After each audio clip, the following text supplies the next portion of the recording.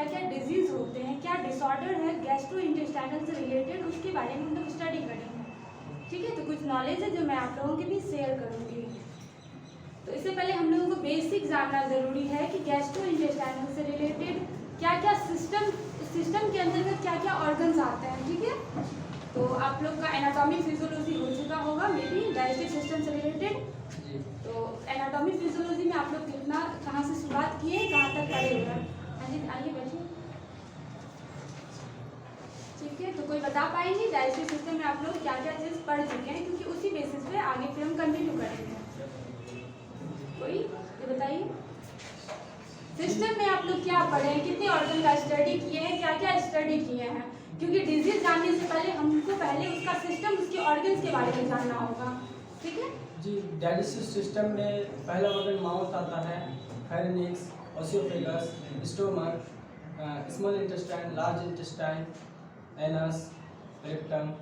हाँ जी, ठीक है, तो ये हमारे ऑर्गन हुए। इसका जो मैकेनिज्म है, कौन सा ऑर्गन कैसे वर्क करता है, वो सब प्रॉपर्ली पता है सबको। जैसे कि हमारे सिस्टम में कितनी सारी डाइजेस्टिव जूसेस हैं, ग्लैंड्स हैं, किस ग्लैंड से क्या सिक्रीशन होता है, जो भी सिक्रीशन होता है उसका क्या फंक्शन है। क्योंकि हम जो अगर डिजीज स्टार्ट करेंगे, सपोज गैस्ट्रोइंटेस्टाइनल ट्रैक्ट का अगर हम कोई डिजीज अपेंडिक्स को उठाते हैं, अपेंडिक्स से रिलेटेड जो प्रॉब्लम है अपेंडिसाइटिस का अगर हम स्टडी करेंगे तो हमें पता होना चाहिए अपेंडिक्स का लोकेशन कहाँ है, वो हमारे बॉडी में कहाँ उसका सिचुएशन है, कहाँ वो लोकेट करता है। ठीक है, तो अपेंडिक्स के बारे में कोई बता पाएंगे क्या होता है अपेंडिक्स, क्या है उसका फंक्शन, क्या रोल है, कैसे वो वर्क करता है? अगर वो सही से वर्क ना करे तो क्या उससे प्रॉब्लम हो सकती है, तो बता पाएंगे? बताइए कोई, बताइए आप अपेंडिक्स के बारे में कोई बताइए। पढ़े होंगे ना, एनाटॉमी फिजियोलॉजी तो हो गया होगा, उसका मैकेनिज्म। अपेंडिक्स में तो कोई वर्क नहीं होता है ना वो।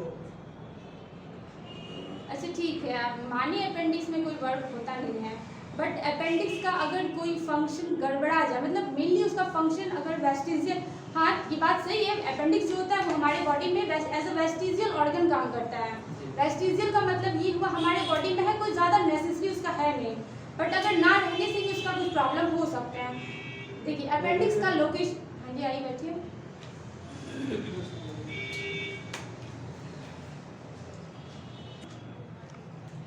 कि फिर ओवरऑल हम बताते हैं आज अपेंडिक्स का क्या पोजीशन है, क्या फंक्शन है, क्या रोल है, अगर उसका सिस्टम गड़बड़ा जाता है तो क्या हमारे बॉडी पे बैडली इफेक्ट करता है। ठीक है, तो अपेंडिक्स का सबसे पहले हमें पोजीशन जानना होगा, हमारे बॉडी में है कहाँ।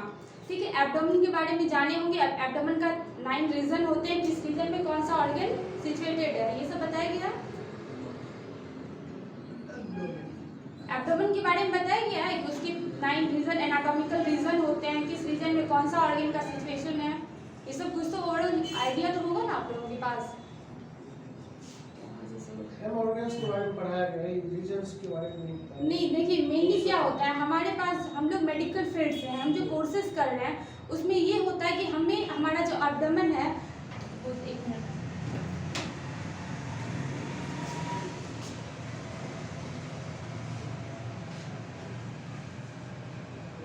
ये हमारा अम्लाइकस रीजन है। ठीक है, तो एब्डोमेन में जो भी गैस्ट्रोइंटेस्टाइनल से रिलेटेड डिजीज आएंगे तो वो इस 3 रीजन के अंतर्गत ही आएंगे। ठीक है, यहाँ तक ये हमारा अम्लाइकस रीजन है,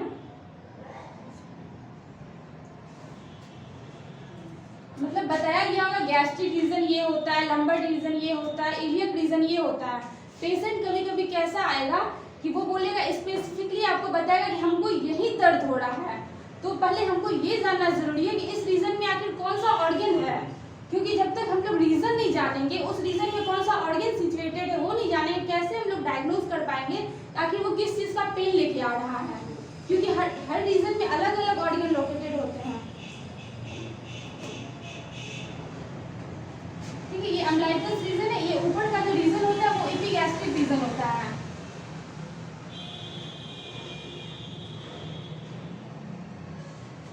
एपिगैस्ट्रिक रीजन, नीचे का जो रीजन होता है वो इलियक रीजन होता है, और बीच का जो रीजन हुआ वो अम्लाइकस रीजन होता है, और ये जो साइड वाला है इसको लंबर रीजन बोलते हैं। अब ये एपिगैस्ट्रिक क्यों बोलते हैं, ठीक है, हर हमारा जो सब्जेक्ट है वो बायोलॉजी है। इसके अंतर्गत हम लोग को हर एक टर्म का मीनिंग समझना है।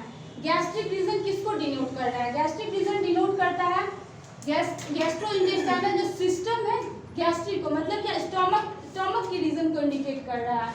ठीक है, इपीगैस्ट्रिक मतलब जो भी हमारा गैस्ट्रोइंटेस्टाइनल जो सिस्टम है उसके ऊपर वाले सेगमेंट को वो रिप्रेजेंट कर रहा है। तो ऊपर रीजन में कौन कौन सा ऑर्गन आएगा? अम्लाइकस के ऊपर कौन कौन से ऑर्गन आएंगे?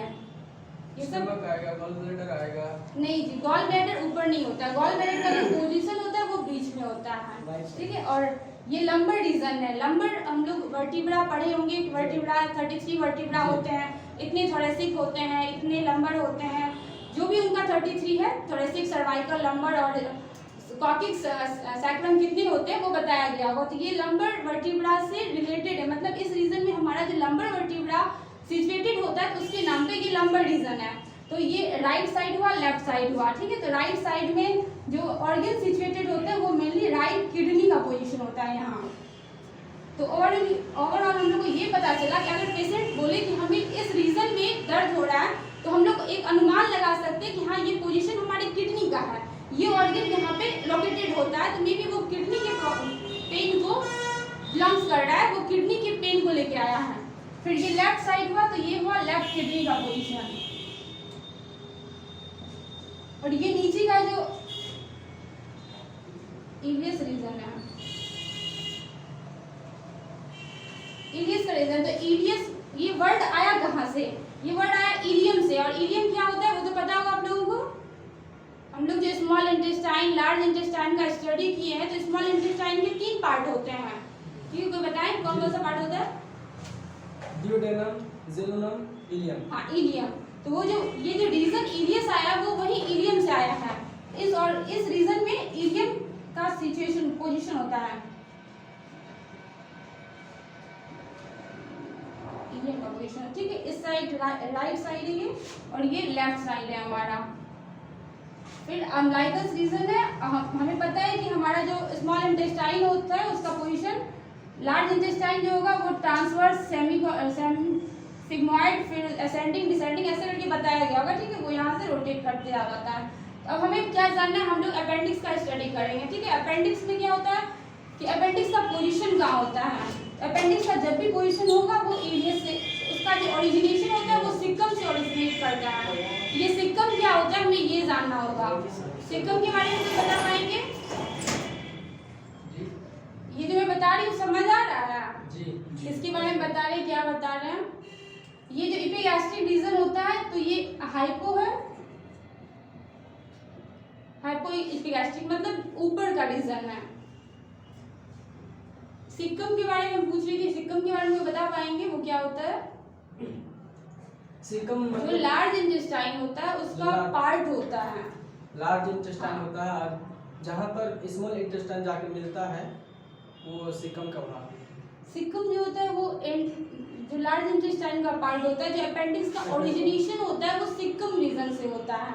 ठीक है, तो वो लोअर राइट साइड से ओरिजिनेट करता है सिक्कम, एंड सिक्कम से ओरिजिनेट करता है हमारा अपेंडिक्स। तो अपेंडिक्स जो होता है वो वेस्टिजियल ऑर्गन होता है, ज़्यादा रोल होता नहीं है बॉडी में, बट हम लोग जो भी चीज़ इनटेक करते हैं जिसका डाइजेशन होता है, डाइजेस्ट किया हुआ चीज़ तो वापस हमारे ब्लड में चला गया, लेकिन जो भी चीज़ बच जाता है, जो वेस्ट मटेरियल होते हैं वो वापस से क्या होता है लार्ज इंटेस्टाइन में आके रेक्टम के थ्रू, एनस के थ्रू वो फिर बॉडी से बाहर हो जाता है। तो क्या होता है कि कुछ फूड जो होते हैं वो अपेंडिक्स में अगर स्टोर हो गया, वो वहाँ से निकलने का तो ऑप्शन है नहीं, तो वो क्या होता है वहाँ पे स्वेलन कर देता है, सड़ जाता है, गल जाता है, वहाँ से एक प्रॉब्लम शुरू हो जाता है वो अपेंडिसाइटिस का। तो हम ओवरऑल ये समझाने का मतलब ये था कि ये इस रीजन में कौन कौन से ऑर्गन बिलोंग करते हैं, किस रीजन में क्या होता है, घूम फिर के हमें आना था अपेंडिक्स पे। ठीक है, अपेंडिक्स का पोजीशन समझ आ गया, राइट लोअर साइड में होता है, उसका ओरिजिनेशन कहाँ होता है, सिक्कम से होता है, और सिक्कम क्या होता है वो होता है लार्ज इंटेस्टाइन का पार्ट। ये सब आप लोगों को बताया गया था। ठीक है, फिर आते हैं अपेंडिसाइटिस पे।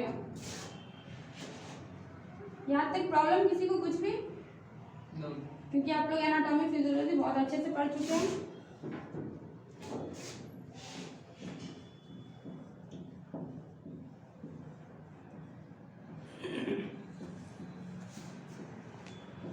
टर्म अपेंडिसाइटिस, इससे क्या समझ आ रहा है? पहले हाँ, एक चीज तो ये समझ आ रहा है कि ये कहीं ना कहीं अपेंडिक्स को डिनोट कर रहा है, ठीक है। तो इसको अगर हम तोड़ते हैं दो भागों में, तो एक चीज हमको ये समझ आ रहा है कि ये कहीं ना कहीं अपेंडिक्स को दिखा रहा है। दूसरा आ जाता है साइटिस, ठीक है, अपेंडिक्स, और ये हो गया आइटिस आपका। तो ये तो वर्ड हमको दिखाया कि ये अपेंडिक्स है, और ये हुआ आइटिस। आइटिस का कोई मतलब बता पाएंगे? ठीक है, तो ये जो वर्ड है आइटिस, इसका मतलब होता है इन्फ्लामेशन।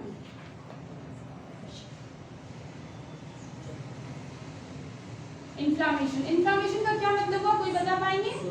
हाँ जी, इन्फ्लामेशन का मतलब होता है सूजन हो गया, एडिमा हो गया।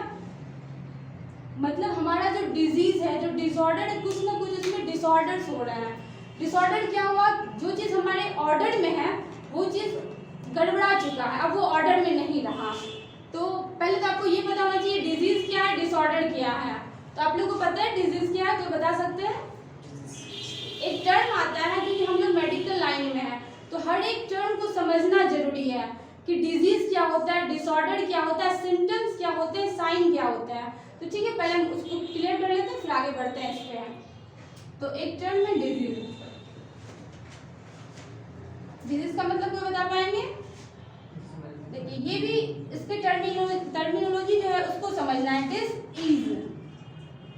डिस मतलब कोई चीज जो गड़बड़ा चुका है, अपने ऑर्डर में नहीं है। इज माने क्या हुआ, कंफर्ट। कंफर्ट मतलब क्या, आरामदायक, जिससे आराम मिलता हो, ठीक है।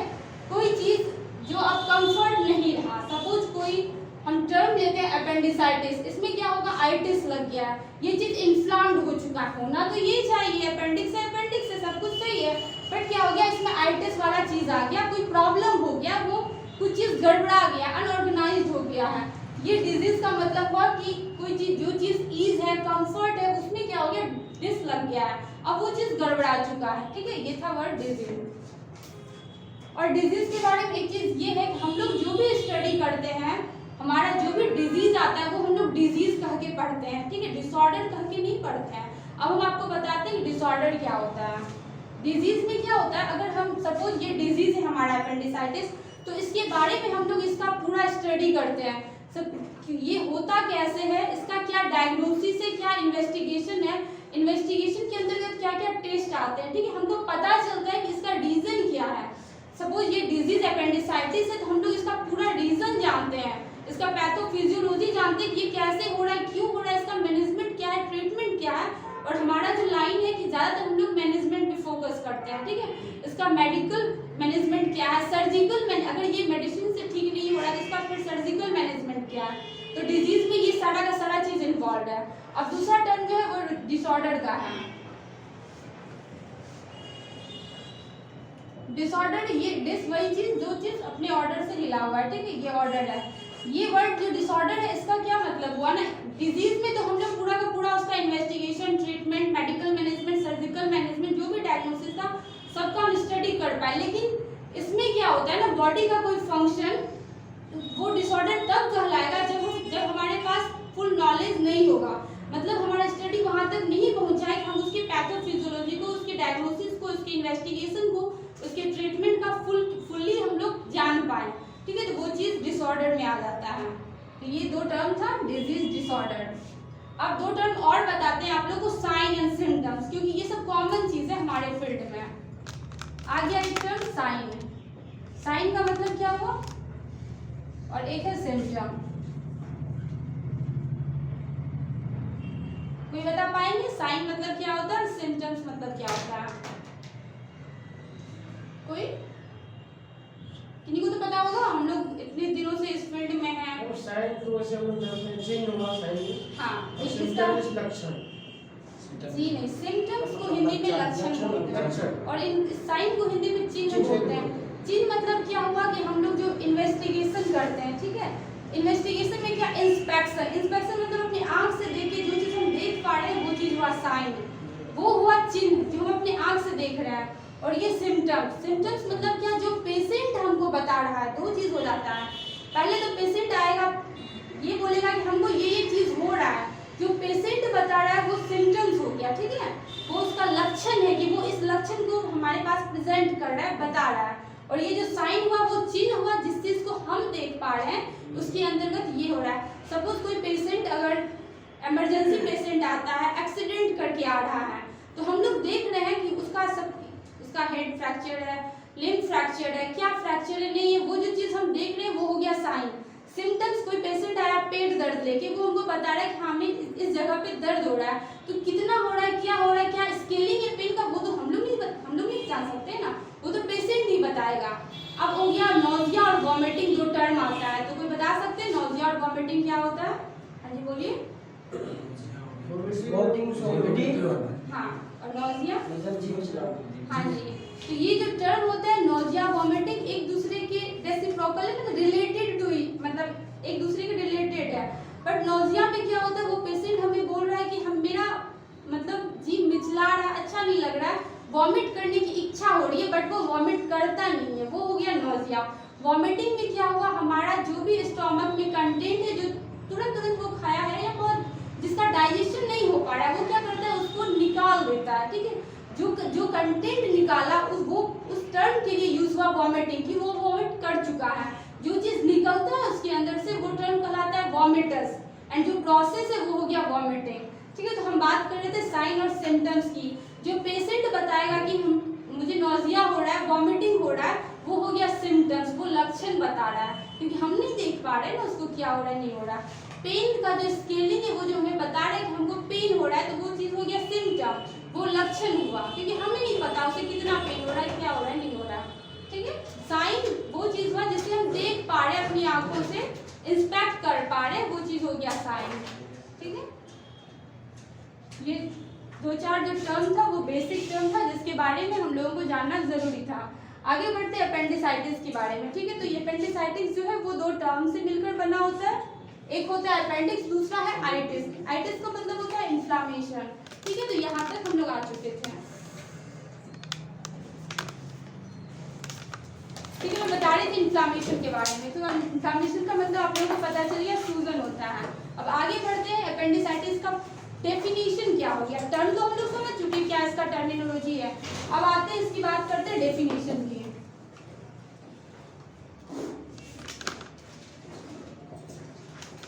डेफिनेशन क्या है अपेंडिसाइटिस, तो अगर हम एक लाइन में बोले अपेंडिसाइटिस क्या है, तो सीधा हम लोग ये बोल के निकल सकते हैं, inflammation of the appendix, that means appendicitis. किस चीज का इन्फ्लामेशन, अपेंडिक्स के इन्फ्लामेशन को अपेंडिसाइटिस कहते हैं। तो एक लाइन में लिख लीजिए इसका definition, inflammation of the appendix is called appendicitis, simple है।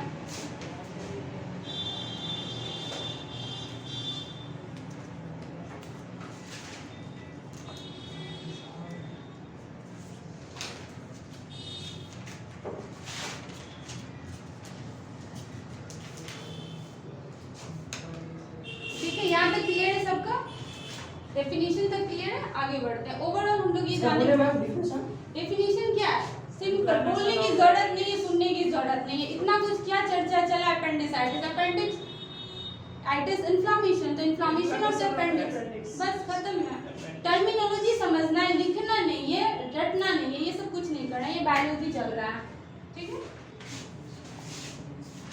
डेफिनेशन और टर्मिनोलॉजी क्लियर है। अब आगे बढ़ते हैं इसके काउजेस के बारे में, ठीक। काउजेस मतलब क्या है, कारण। कारण क्या हो सकता है अपेंडिसाइटिस होने का, तो दो चार कारण है, आपको हम पॉइंट में लिखाते हैं, ठीक है। उसके बाद फिर धीरे धीरे एक एक करके हम आपको समझाएंगे। तो अभी जो पॉइंट में लिखा रहे हैं वो बोल रहे हैं आपको, आप लोग लिखिए।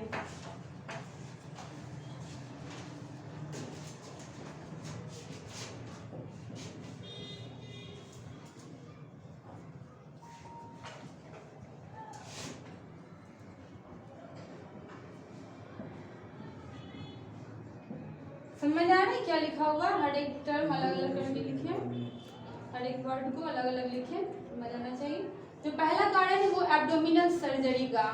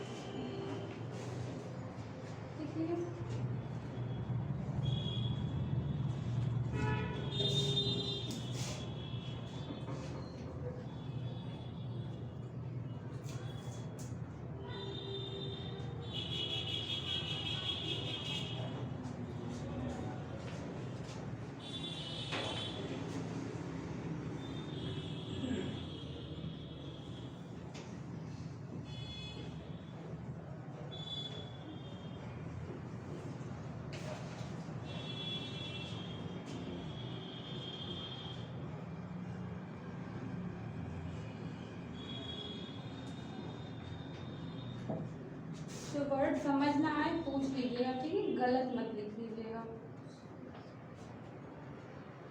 तो इसकी काउजेस के बारे में बता रहे थे। पहला काउज है एब्डोमिनल सर्जरी। एक एक करके इसके बारे में बताएंगे। पहले आप ये जो टर्म है वो लिख लीजिए। दूसरा है इन्फेक्शन, तीसरा है obstruction of faecal matter, and चौथा है inflammation of fibrosis of colon. ये सी लिख लीजिएगा। क्लियर है यहाँ तक सबका?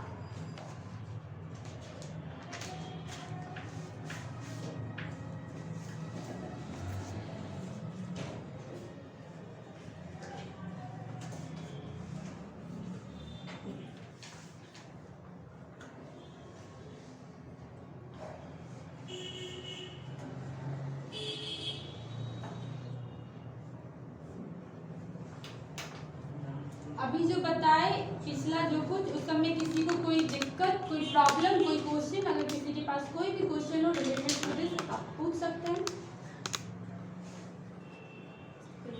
आगे बढ़े फिर, लिखिए सब लोग, ठीक है। तो जो काउजेस मतलब क्या हुआ? कारण। अपेंडिसाइटिस अगर होता है तो वो किस कारण से होता है, तो हमें कारण जानना जरूरी है। बिना कारण जाने हम उसके ट्रीटमेंट पे नहीं जा सकते। क्या उसका मेडिकल ट्रीटमेंट है, क्या उसका सर्जिकल ट्रीटमेंट है, तो उसके लिए हमको कारण जानना बहुत जरूरी है। कारण में आ गया सबसे पहला है एब्डोमिनल सर्जरी। एब्डोमिनल सर्जरी मतलब एब्डोमेन से रिलेटेड जितने भी सर्जरी होते हैं। सपोज अगर हम किसी पेशेंट का लैप्रोस्कोपी कराते हैं, मतलब क्या, लैप्रोस्कोपिक में क्या होता है कि उसके एब्डोमेन को खोल करके देखा जाता है।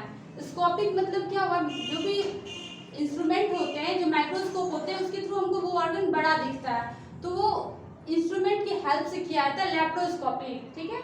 तो अगर हम किसी पेशेंट का लैप्रोस्कोपी करते हैं, उसमें हम लोग खोल के देखते हैं, तो जिस ऑर्गन को हम देखिए, सपोज हम इंटेस्टाइन का लैप्रोस्कोपी कर रहे हैं, तो इंटेस्टाइन के आसपास जो भी ऑर्गन है वो भी कहीं ना कहीं टच होंगे, वो भी कहीं ना कहीं इन्वॉल्व होंगे, तो मे बी उससे प्रॉब्लम हो सकता है, ठीक है। क्योंकि हुआ है एब्डोमिनल सर्जरी, हम ऑर्गन को टच तो कर रहे हैं, तो उसकी वजह से जो प्रॉब्लम होता है वो हो सकता है अपेंडिसाइटिस का। दूसरा है क्या, इन्फेक्शन। अपेंडिक्स का इन्फेक्शन हो गया, और इन्फेक्शन होगा कैसे, कोई बता सकते हैं अपेंडिक्स का इन्फेक्शन होगा कैसे? क्योंकि वो तो वेस्टिजियल ऑर्गन है।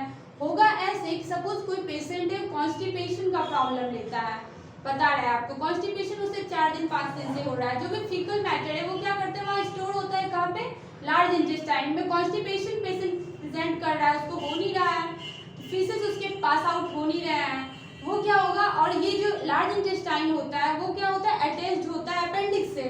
तो जो भी फीकल है, उसका फीकल मैटर वो क्या हो रहा है कि कहीं ना कहीं जाके अपेंडिक्स में अगर स्टोर होता है, ऐसे तो होता नहीं है, बट अगर स्टोर हो रहा है तो उसकी वजह से बहुत दिनों से वो स्टोर है, तो इन्फेक्शन तो होगा ही। तो एक रीजन ये भी होगा कि अपेंडिक्स का इन्फेक्शन की वजह से ये अपेंडिसाइटिस वो शो कर सकता है, ठीक है। यहाँ तक किसी को प्रॉब्लम? आगे बढ़ते हैं, obstruction of faecal matter. Faecal matter का ऑब्स्ट्रक्शन का मतलब हमें समझना है, कोई भी चीज ऑब्स्ट्रक्ट हो गया मतलब अवरुद्ध हो गया है, जो चीज जाना चाहिए आगे पास आउट होना चाहिए वो हो नहीं पा रहा है। सारा सिस्टम सही है, बट क्या हो रहा है कि फीकल मैटर का ऑब्स्ट्रक्शन हो रहा है। ऑब्स्ट्रक्शन मतलब क्या, मूवमेंट होता है, मूवमेंट के थ्रू वो चीज आगे जाता है। पेरिस्टालिसिस मूवमेंट का आप लोग नाम सुने होंगे, ठीक है। तो पेरिस्टालिसिस मूवमेंट होता कहाँ कहाँ है, तो बता सकते हैं? एक ओसियोफेगस में होता है। हाँ जी। और जब फीकल मैटर पास आउट होते हैं ना, तो वहां भी ये पेरिस्टालिसिस मूवमेंट के थ्रू ही होते हैं। तो 2 जगह होता है पेरिस्टालिसिस मूवमेंट। तो वो क्या हो रहा है, जो मूवमेंट हो रहा है कहीं ना कहीं उसमें ऑब्स्ट्रक्शन हो रहा है, वो चीज नहीं हो पा रहा है, तो फीकल मैटर आगे पास आउट नहीं हो पा रहा है, ऑब्स्ट्रक्ट हो गया, वो रुक गया है वही जगह पे, तो उसकी वजह से भी अपेंडिसाइटिस हो सकता है। तो ये जो फीकल मैटर है वो रुकेगी कहाँ पे, हमारे लार्ज इंटेस्टाइन के रेक्टम में उसका स्टोरेज होता है। तो अब हमारे लार्ज इंटेस्टाइन से ही तो उसका ओरिजिन जो है अपेंडिक्स का, वो सीकम से ही तो है, तो कहीं ना कहीं जो ऑब्स्ट्रक्शन हो रहा है वो इन्वॉल्व कर रहा है अपेंडिक्स को, तो इस वजह से भी अपेंडिसाइटिस का प्रॉब्लम पेशेंट शो कर सकता है, ठीक। यहाँ तक किसी को दिक्कत? 3rd पॉइंट तक आगे बढ़ते हैं, inflammation of fibrosis of colon. अब एक टर्म आ गया फाइब्रोसिस। कोलन के बारे में तो जान रहे होंगे सब लोग, कोलन क्या चीज है, लार्ज इंटेस्टाइन का पार्ट होता है। कितने पार्ट होते हैं लार्ज इंटेस्टाइन के? 3 पार्ट होते हैं। कौन कौन से होते हैं? Descending colon, transverse colon, descending colon. एक और होता है सिग्मॉइड कॉलन, ठीक है। जो जब हम लोग ये हुआ असेंडिंग, ठीक है, फिर इधर से हो गया आपका ट्रांसवर्स कॉलन, ये डिसेंडिंग हो गया, और यहाँ से ये क्या होता है, ये जो एस वाला चीज होता है ये होता है सिग्मोइड कॉलन। उसके बाद फिर रेक्टम आता है एंड देन फिर एनस के से होकर के जो फीकल मैटर है वो रिलीज आउट हो जाते हैं। तो ऐसे तीन बताया गया होगा आप लोगों को, बट जहाँ तक हम जानते हैं तो वो चार पार्ट होते हैं, असेंडिंग हुआ, ट्रांसवर्स हुआ, डिसेंडिंग हुआ, और ये जो कर्व जैसा बनता है स्ट्रक्चर एस लाइक स्ट्रक्चर वो हुआ सिग्मोइड कॉलन का। ठीक है, तो क्लियर है। अब क्या बोल रहा है कि फाइब्रोसिस ऑफ कॉलन। कॉलन मतलब क्या, ये चारों के चारों पार्ट में कहीं भी फाइब्रोसिस होता है, मतलब फाइब्रोज्ड हो जाता है, कोई स्ट्रक्चर जो कॉम्प्लिकेटेड हो जाता है वो फाइब्रोसिस हो जाता है। ठीक है, तो यही बोल रहा है inflammation of fibrosis of colon. तो कॉलन में कहीं भी इन्फ्लामेशन हो गया फाइब्रोसिस को लेकर, वो हो गया inflammation of fibrosis of colon. ठीक है, तो इसकी वजह से भी अपेंडिसाइटिस हो सकता है। तो ये काउजेस क्लियर है सबको, चारों के चारों। इसमें किसी को कोई दिक्कत, कुछ पूछना हो, कोई क्वेश्चन राइज करने हो तो पूछिए प्लीज जरूर। ये इन्फ्लेमेशन ऑफ फाइब्रोसिस कॉलन, हाँ, ये फाइब्रोसिस मतलब क्या हो गया, वो इंस्ट्रक्शन फाइब्रोज हो गया। फाइब्रोज मतलब क्या हो गया कि किसी कोई चीज, फाइब्रोसिस ऑफ कॉलन। पहले हम कॉलन के बारे में बताए कि जो लार्ज इंटेस्टाइन होते हैं उसके चार पार्ट हो गए, असेंडिंग हुआ, ट्रांसवर्स हुआ, डिसेंडिंग हुआ, सिग्मोइड हुआ, देन फिर रेक्टम और जो एनस है उसके थ्रू वो फीकल मैटर पास आउट होता है। तो ये जो कॉलन है ये अटैच्ड होता है किससे, अपेंडिसाइटिस से। फाइब्रोसिस होना मतलब वो चीज फाइब्रोज हो चुका है, वहाँ पे सूजन हो गया, इन्फ्लामेशन ऑफ फाइब्रोसिस। जो स्ट्रक्चर है वो फाइब्रोज हो चुका है, वो मोटा हो चुका है, वहाँ पे ब्लड सप्लाई नहीं आ रहा है या जा पा रहा है, कुछ भी हो रहा है, तो वो चीज हो गया inflammation of fibrosis of colon. Colon का इन्फ्लामेशन हो जाता है, इसकी वजह से भी वो अपेंडिक्स जो स्ट्रक्चर है उसको, क्योंकि ये जो अपेंडिक्स का स्ट्रक्चर है वो क्या है, कनेक्टेड है हमारे लार्ज इंटेस्टाइन से। ठीक है, तो वही बताया जा रहा है। ये चौथा पॉइंट वो था inflammation of fibrosis of colon. इसकी वजह से भी अपेंडिसाइटिस हो सकता है। ये चार काउजेस थे मोटा मोटी, ऐसे तो बहुत सारे काउजेस थे लेकिन फिलहाल हम लोग को ये चार जानना बहुत ज़रूरी है। ठीक है, इसके बेसिस पे फिर हम लोग आगे बढ़ते हैं। यहाँ तक दिक्कत किसी को, कोई प्रॉब्लम?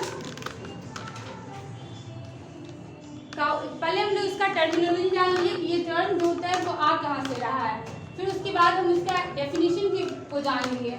डेफिनेशन के बाद हम उसके काउजेस को जान लिए कि ये मेनली किस किस कारण से हो सकता है। ठीक है, यहाँ तक किसी को कोई प्रॉब्लम? ठीक है, फिर आगे बढ़ते हैं। अब हम जानेंगे इसके साइन एंड सिम्टम्स को। साइन और सिम्टम्स क्या होता है उसके बारे में आप लोगों को बताएं कि क्या होता है साइन, क्या होता है सिम्टम।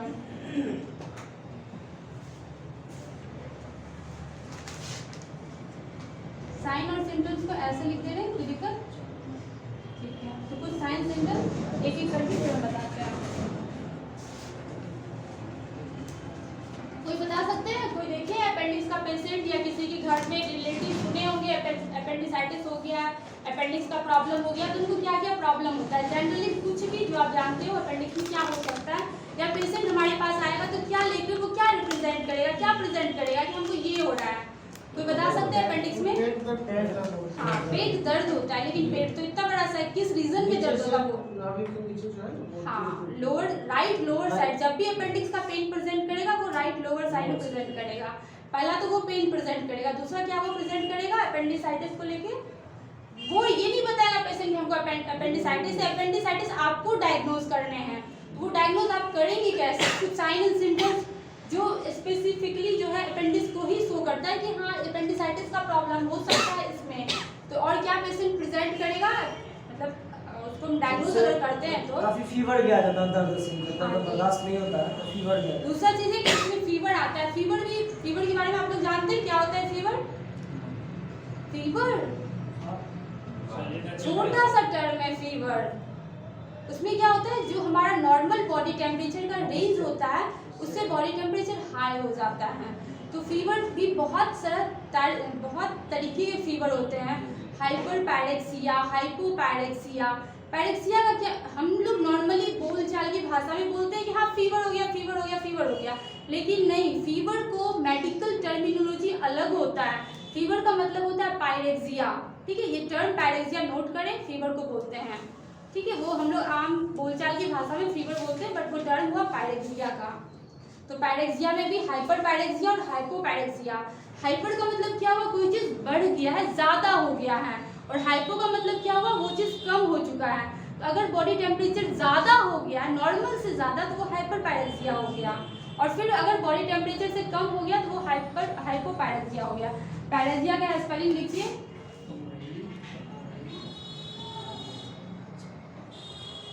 पायरेक्सिया। फीवर को बोलते हैं, फीवर का मेडिकल टर्मिनोलॉजी है पायरेक्सिया। ठीक है, ये छोटा छोटा चीज जो है ना, ये छोटा छोटा चीज को हम लोग को पकड़ के लेके चलना है। टर्म बहुत छोटा है लेकिन समझने जाए तो बहुत अपने आप को बहुत एक्सपैंड करता है वो चीज। पैरेक्सिया क्लियर है सबका? तो आप बताएं कि फीवर होता है, उसको फीवर तो बहुत तरीके का होता है। कोई फीवर होता है रिगर और चिल्स के साथ होता है, मतलब उसको कपकपी लग रहा है पेशेंट को। तो हर तरह का फीवर, हर केसेस में अलग अलग तरह के फीवर होते हैं। कोई लो ग्रेड फीवर होता है, कोई हाई ग्रेड फीवर होता है। लो ग्रेड मतलब कम हो रहा है उसको, फीवर तो है लेकिन जितना होना चाहिए उससे कम है, मतलब जितना नॉर्मल रेंज है उससे थोड़ा ही 1 डिग्री फ़ारेनहाइट 2 डिग्री, उससे ज़्यादा नहीं हो रहा है। और हाई ग्रेड में क्या होता है, उसको बहुत ज़्यादा फीवर हो रहा है, जैसे कि 103 डिग्री फ़ारेनहाइट 104 तक भी जा रहा है पेशेंट, वो हो गया हाई ग्रेड फीवर। हाइपरपैरेक्सिया और हाइपोपैरेक्सिया क्लियर है? उस वही हो गया लो ग्रेड और हाई ग्रेड फीवर। ये क्लियर है फीवर? हाँ, तो एक बोल रहे थे कि फीवर होता है, तो फीवर इसमें कैसा होता है, फीवर का क्या नेचर होता है अपेंडिसाइटिस में, वो भी हम क्लियर कर देंगे आगे। ठीक है, फिर आगे कोई बताए अपेंडिसाइटिस में और क्या हो सकता है, पेशेंट क्या प्रेजेंट करेगा खुद को कि हाँ हमको और ये भी हो रहा है ये भी हो रहा है, तो बताएं। हाँ, अपेंडिसाइटिस में कॉन्स्टिपेशन भी प्रेजेंट कर सकता है पेशेंट। क्यों प्रेजेंट करेगा वो हम आपको बताएं कि उसका फीकल मैटर जो है वो ऑब्स्ट्रक्ट हो रहा है, कहीं ना कहीं फीकल मैटर में ऑब्स्ट्रक्शन हो रहा है। तो ऑब्स्ट्रक्शन क्यों हो रहा है, उसको कॉन्स्टिपेशन का प्रॉब्लम है। उसका जो फीकल मैटर है जो पास आउट होना था वो नहीं हो पा रहा है, वो ऑब्स्ट्रक्ट हो गया, वो उसी जगह पे रुक गया। क्यों रुक गया, तो वो बॉडी फंक्शन उसका डिसमैनेज हो गया, वो मैनेज नहीं कर पा रहा। जो हम मूवमेंट के बारे में बताया पेरिस्टालिसिस होना चाहिए, होकर के जो फीकल मैटर वो पास आउट होनी चाहिए पर वो नहीं हो पाया, ऑब्स्ट्रक्ट हो गया। और ये जो ऑर्गन है अपेंडिक्स, वो क्या है, रिलेटेड है, कनेक्टेड है हमारे लार्ज इंटेस्टाइन से। तो ठीक है, तो लार्ज इंटेस्टाइन में अगर कुछ प्रॉब्लम हुआ तो वो इफेक्ट कर सकता है अपेंडिक्स को भी। तो इसमें तीसरा क्या साइन और सिम्टम्स मिल गया हमको कॉन्स्टिपेशन का। एक तो वो एब्डोमिनल पेन लेके आएगा, ठीक है, दूसरा क्या वो फीवर लेके आएगा।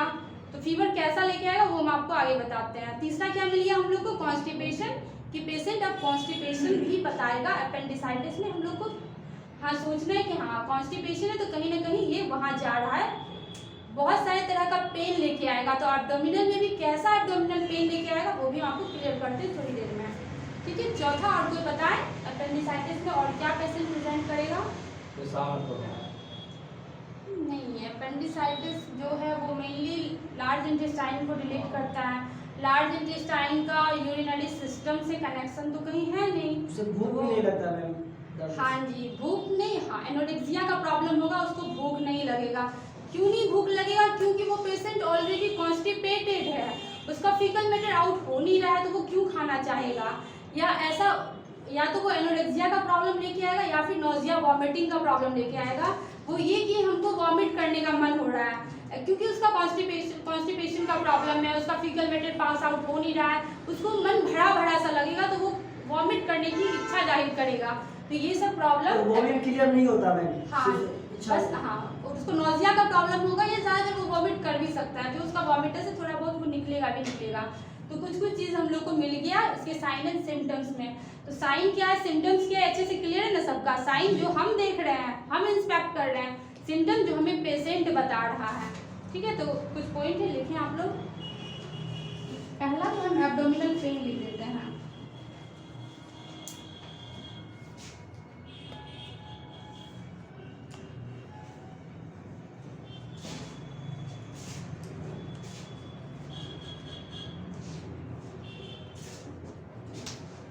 कहाँ पे ये पेन शो करेगा? लोअर नीचे साइड, क्योंकि अपेंडिक्स का पोजीशन नीचे होता है। Lower right side. हाँ राइट साइड, क्यों? क्योंकि अपेंडिक्स जो होता है वो राइट साइड में होता है। 100 में से 1-2% को लेफ्ट साइड भी होता है, कोई भारी बात नहीं है। ठीक है, लेकिन हम लोग जो नॉर्मल है, जो नेचुरल है, उसको लेके कंटिन्यू करेंगे। तो लोअर राइट साइड में उसको पेन होगा। राइट साइड लिखे या क्वाड्रेंट लिखे?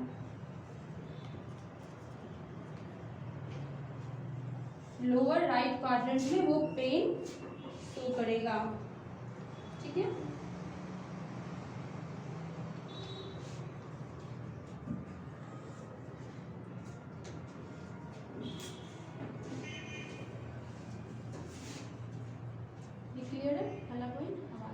दूसरी तरफ। दूसरा ये फीवर, फीवर लेके पेशेंट आएगा। फीवर भी कितना रहेगा? हाई फीवर नहीं, ज़्यादा हाई नहीं होता है, मॉडरेट होता है। 101 डिग्री फ़ारेनहाइट का फीवर, उसको जब चेक करते रहिएगा तो वो रहेगा। फीवर पता चल गया कैसा होता है। किसी दिन हम आप लोगों को फीवर के बारे में अच्छा सा क्लास दे देंगे, ठीक है? क्या होता है फीवर, क्या होता है moderate fever, high fever, low grade fever, pyrexia और चिल्स एंड रिगर्स किस किस केस में आते हैं। क्योंकि पेशेंट बोलेगा हमको चिल्स और रिगर हो रहा है, मतलब क्या कपकपी हो रहा है। कभी कभी वो पेशेंट फीवर में स्वेटिंग करता है, मतलब उसको पसीना बहुत आता है, ठंड लगता है, पसीना आता है। तो किस किस केसेस में पसीना आते हैं और बॉडी टेम्परेचर उस टाइम भी क्या होगा, तो ये सब जानना बहुत ज़रूरी है। क्योंकि क्या होता है कि ज़्यादातर फीवर है, तो फीवर में किस फीवर में हमें कौन सा पैरासीटामोल चलाना है, या उसको कपकपी आ रहा है तो उसमें क्या करना है, उसका क्या मैनेजमेंट देना चाहिए। अगर वो पेशेंट बता रहा है कि फीवर में किसी को स्वेटिंग हो रहा है, पसीना आ रहा है, किसी को ठंड लग रहा है, तो हर तरह का मैनेजमेंट अलग अलग होता है, ठीक है? तो वो हम किसी दिन बताएंगे फीवर के बारे में ज़रूर। ये दो चीज़ क्लियर हो गया। एब्डोमिनल पेन लेके आ गया, फीवर लेके आ गया। तीसरा क्या था? हाँ, नॉजिया वॉमिटिंग प्रेजेंट करेगा, कॉन्स्टिपेशन प्रेजेंट करेगा। देखिए आप लोग आगे, कॉन्स्टिपेशन लिखिए। कॉन्स्टिपेशन के पीछे क्या था रीजन, वो पता चलिए आप लोगों को काउजेज में। उसके बाद क्या था वो, नॉजिया वॉमिटिंग। नॉजिया क्या है और वॉमिटिंग क्या है, क्लियर हो गया सबका?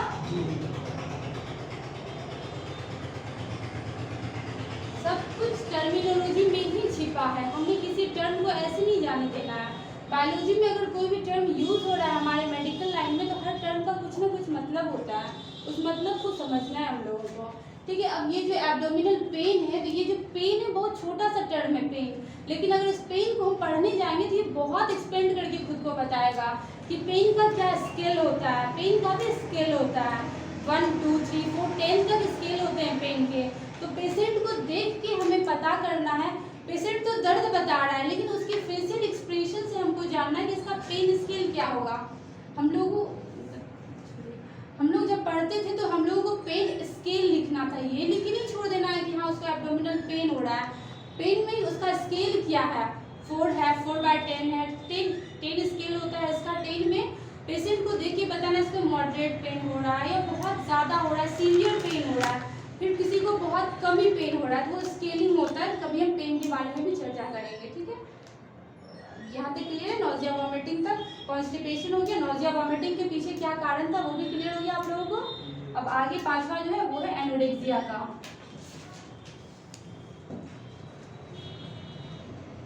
एनोरेक्सिया मतलब उसको भूख नहीं लगना, ठीक है? भूख क्यों नहीं लगेगा इसके पीछे भी पता चल गया क्या है रीजन।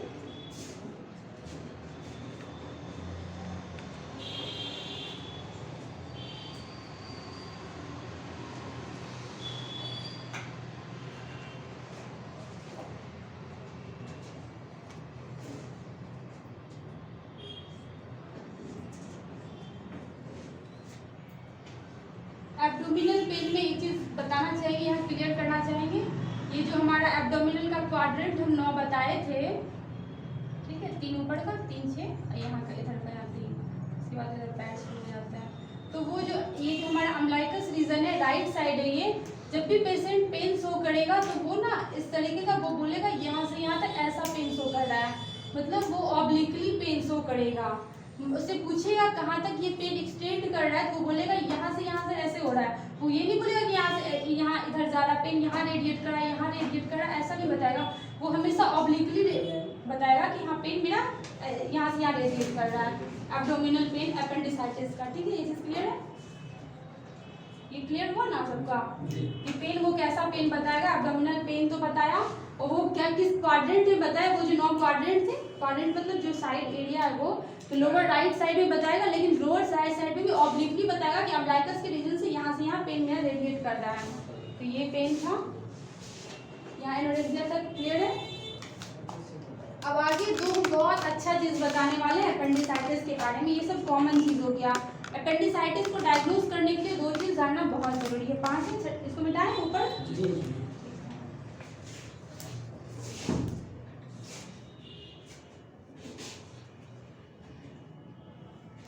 छठा है वो एब्डोमिनल डिस्टेंशन मिलेगा।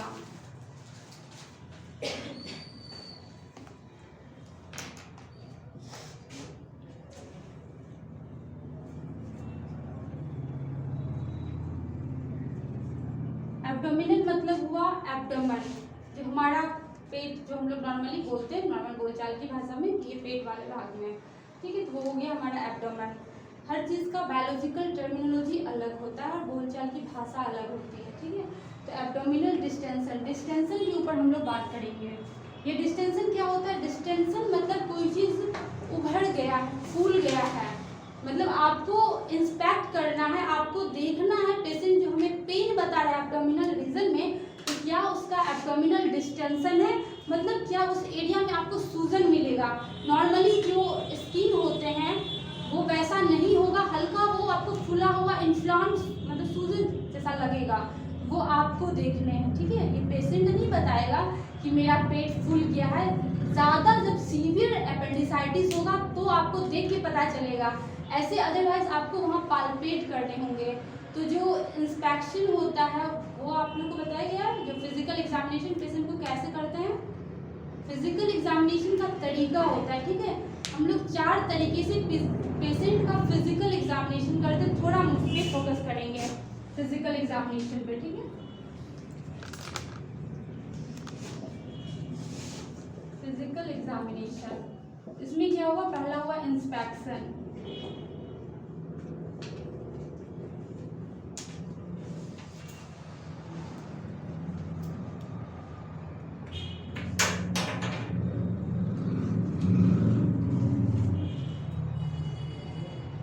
दूसरा है परकसन, तीसरा है पाल्पेशन और चौथा है एस्कल्टेशन।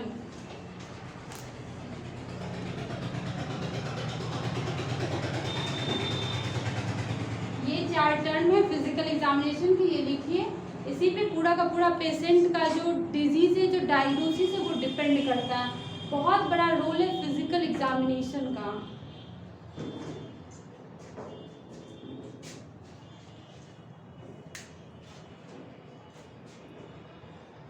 साइड से कहीं नोट डाउन करके या इंपॉर्टेंट पॉइंट रिवाई करके, जैसे आप लोग लिखते हैं अपनी भाषा में, वो लिख लीजिए। Physical examination, inspection, percussion, palpation, auscultation. Inspection, percussion का spelling PERCUSSION, palpation PALPATION, auscultation ASCULPATION। ये 4 पॉइंट है। क्लास बोरिंग तो नहीं जा रहा, समझ आ रहा है सबको? कुछ नया सीखने को मिल रहा है मेरे से? इतना मेरे पास नॉलेज है, कोशिश करेंगे ज़्यादा से ज़्यादा आप लोगों को शेयर करें ताकि आप लोग भी सीख पाएँ, समझ पाएँ, कुछ तो मेरे से गेन कर पाएँ, ठीक है। लिखिए ये 4 टर्मिनोलॉजी, इसके बारे में थोड़ा थोड़ा हम बताना चाहेंगे आप लोगों को, क्योंकि ये क्लास नहीं तो फिर बहुत लंबा चला जाएगा। आते हैं इंस्पेक्शन पे। अगर कोई पेशेंट हमारे पास आता है तो आप देखते होंगे पेशेंट उनको देखता है। सपोज हमको एब्डोमिनल पेन बता रहा है, पेशेंट उसके एब्डोमेन को देखेगा जरूर। तो सबसे पहले उस पर हाथ पैर का प्रयोग नहीं करना है, उसको अपनी आंखों से देखना है। इंस्पेक्टर मतलब इंस्पेक्ट कर रहे हैं उस चीज़ को। दूसरा जो टर्म है वो है परकसन का। अब देखिएगा डॉक्टर क्या करेंगे, उस पर अपना हाथ लगाएंगे। पहले वो हाथ से उसको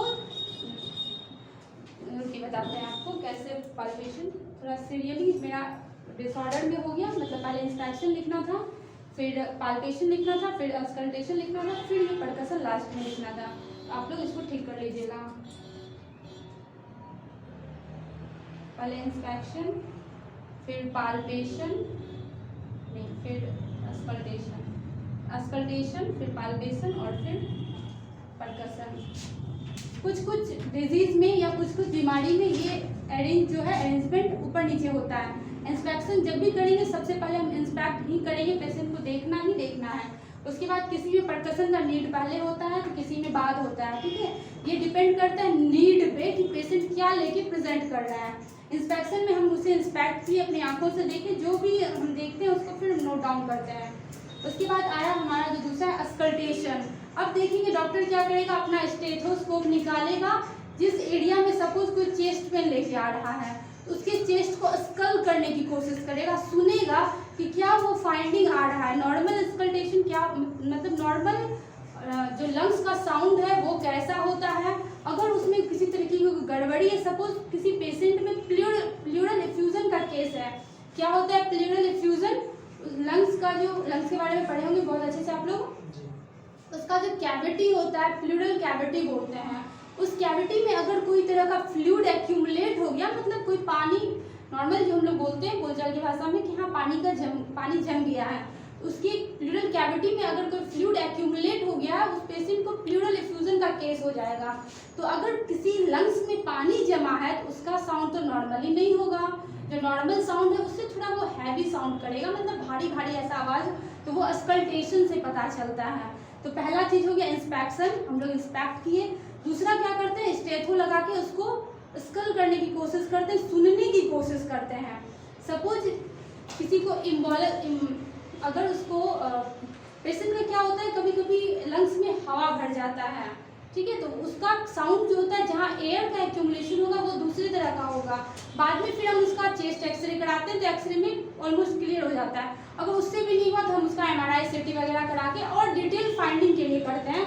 ऑलमोस्ट एक्सरे में हमें क्लियर हो जाता है कि उसका क्या है, कफ का एक्यूमुलेशन है, कफ क्या हुआ, कोई चीज़ जो म्यूकस एक्यूमुलेशन है वो तो आपको देखने में दूसरी तरह का मिलेगा, उसका स्कल्टेशन अलग होगा, नॉर्मल चेस्ट फाइंडिंग होगा तो वो नॉर्मली आएगा, तो वो स्कल्टेशन से पता चलता है, ठीक है। ये दूसरा चीज़ था। तीसरा हम आते हैं पाल्पेशन पे।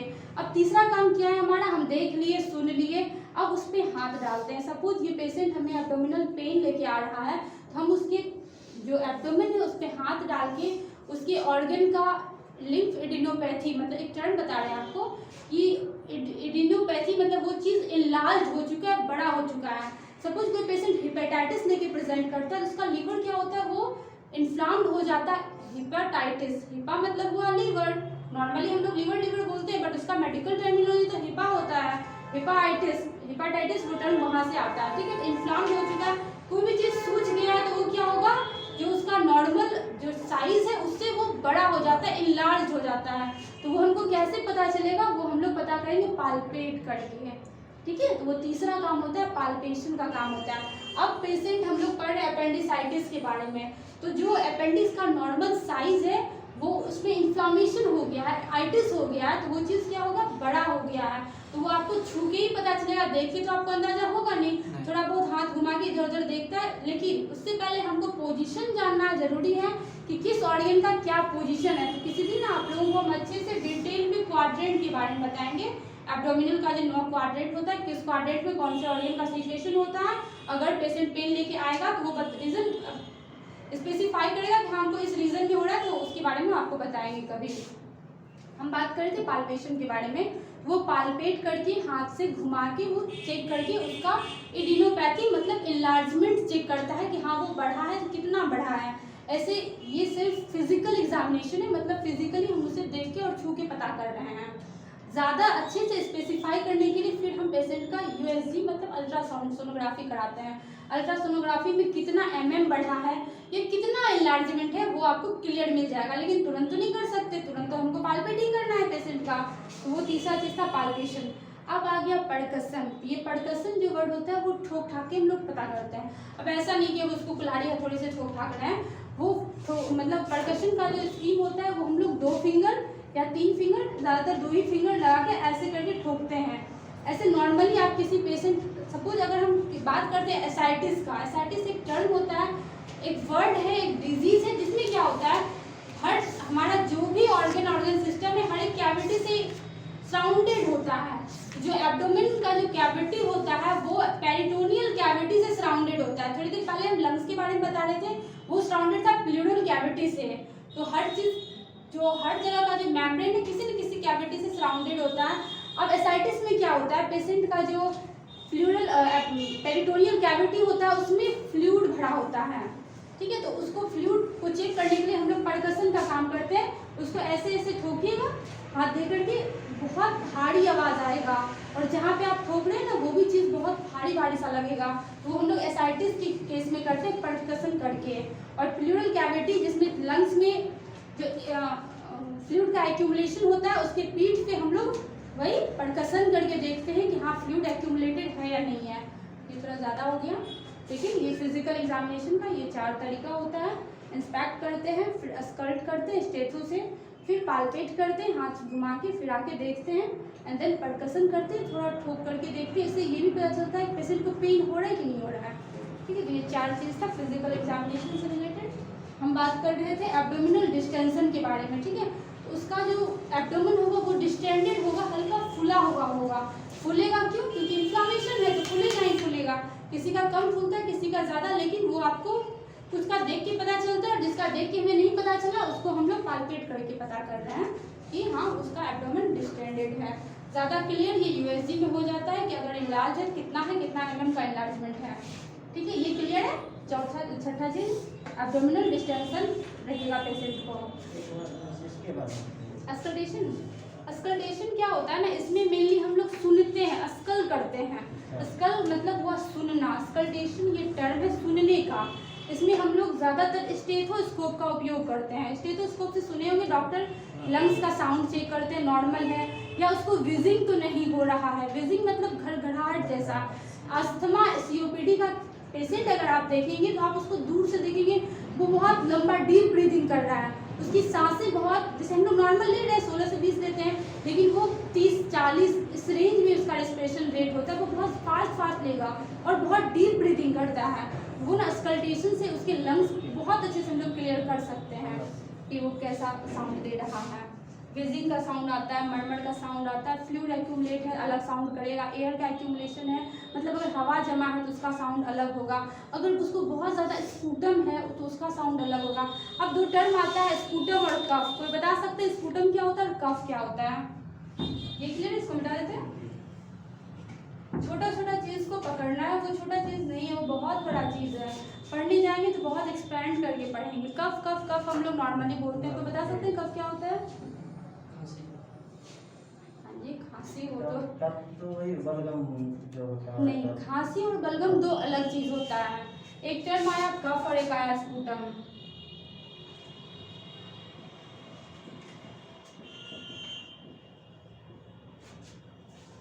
कभी अगर आप लोग डॉक्टर का प्रिस्क्रिप्शन देखते हैं तो उसमें देखे होंगे कफ एंड स्पूटम मतलब 2 अलग अलग चीज़ है, तभी तो वो कफ और स्पूटम भी लिखा है। ठीक है, कफ जो हम लोग खांसी करते हैं, खांस दिए वो हो गया कफ। पेशेंट खांस रहा है तो हाँ उसको खांसी है, कफ लिख दिए।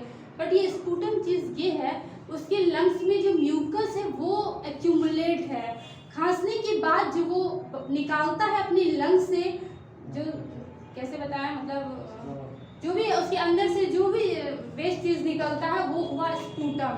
खांसना नॉर्मली खांसा वो हो गया कफ, लेकिन उसके लंग्स से जो भी वो चीज़ एक्सक्रीट कर रहा है, निकाल रहा है, वो जो चीज़ है वो है स्पूटम। ठीक है, तो ये 2 अलग अलग चीज़ है। ये क्लियर है? कहाँ थे, कहाँ से कहाँ पहुँच गया? छठा चीज़ था एब्डोमिनल डिस्टेंशन, ये क्लियर है। अब आते हैं 7वें चीज़ पे।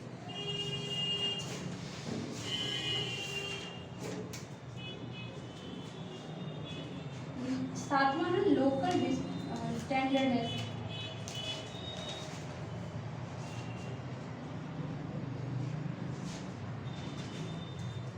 With pressure.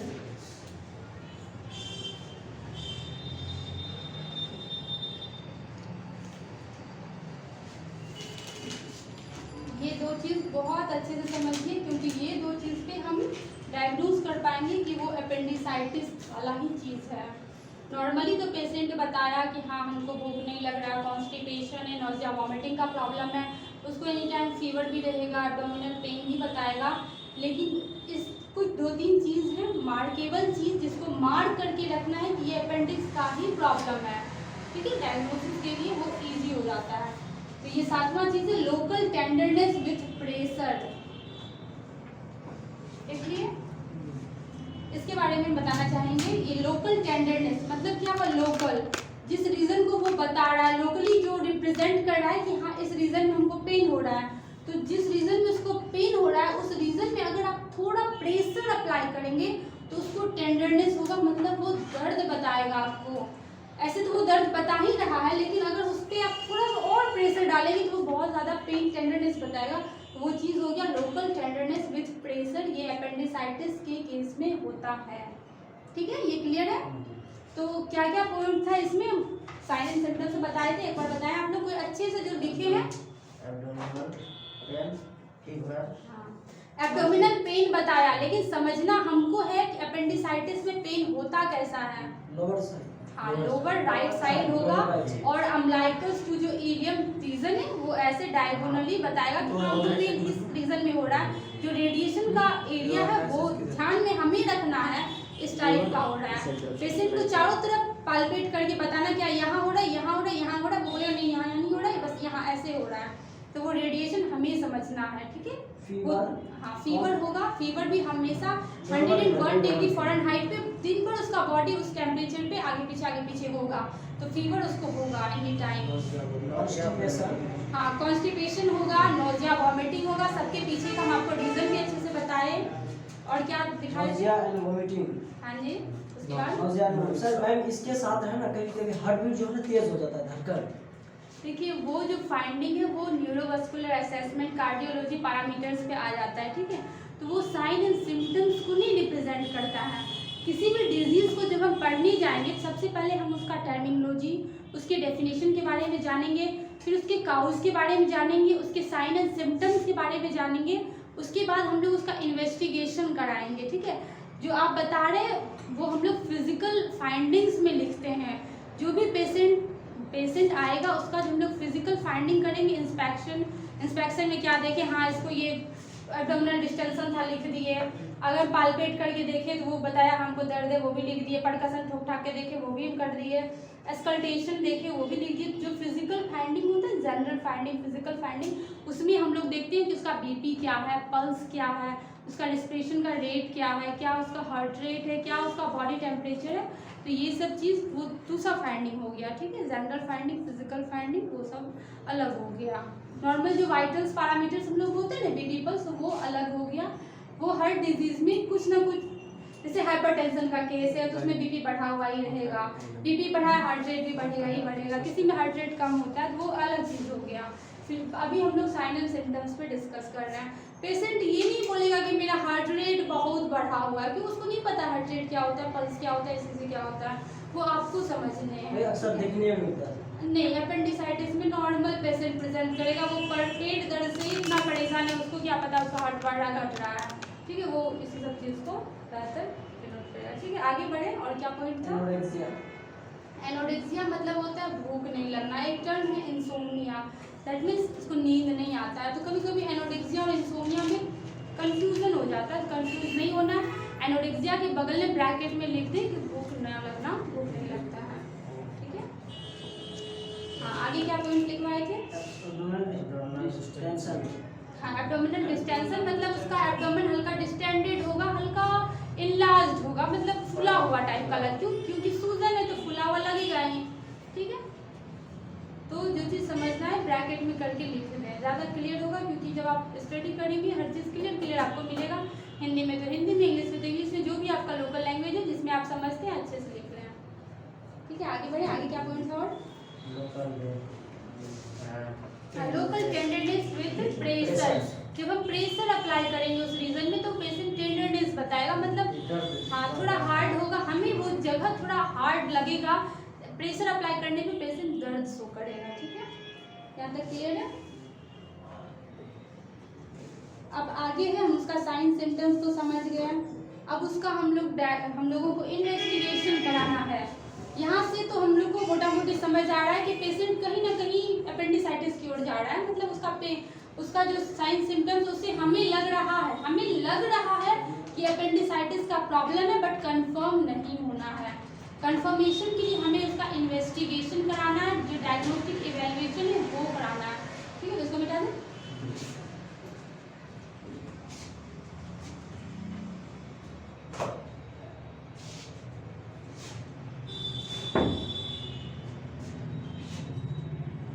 जनरली आप लोगों की क्लास कितने मिनट की होती है?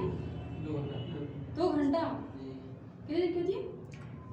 2 घंटा का होती है, लेकिन किसी दिन 1.5 घंटा का। ठीक है, मतलब ये खत्म ही कर देना ना।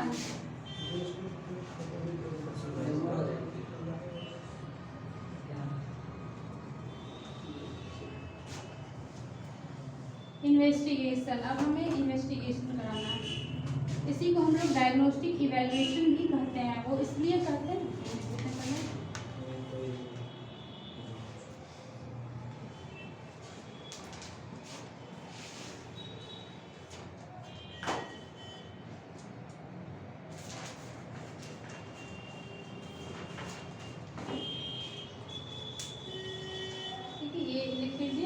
पहले हम लोग टर्मिनोलॉजी पे गए, फिर उसके डेफिनेशन पे गए, फिर काउजेस पे गए, फिर साइन एंड सिम्टम्स पे गए। अब हम उसके इन्वेस्टिगेशन पे थोड़ा स्टडी करेंगे।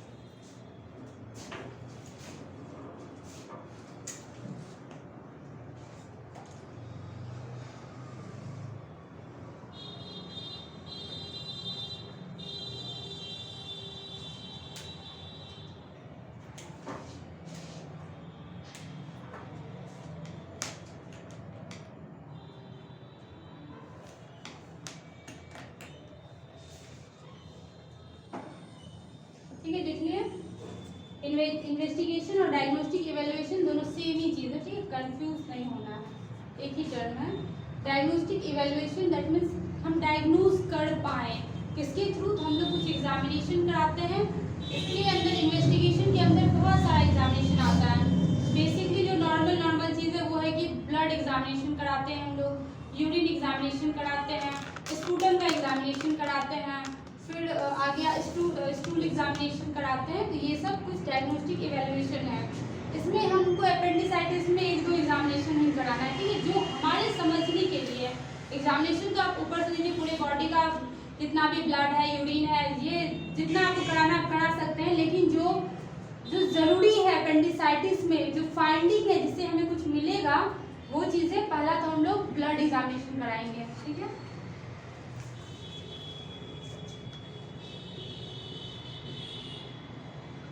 Blood examination. ब्लड में किस किस तरह का एग्जामिनेशन होता है, कोई बता सकते हैं? ब्लड जो हम किसी का ब्लड सैंपल लेते हैं, देखे होंगे सैंपल लेते हैं 2 ml 3 ml, किसी का 4 ml भी लेते हैं, 5 ml, नीड के अकॉर्डिंग कि हम कितना टेस्ट करा रहे हैं।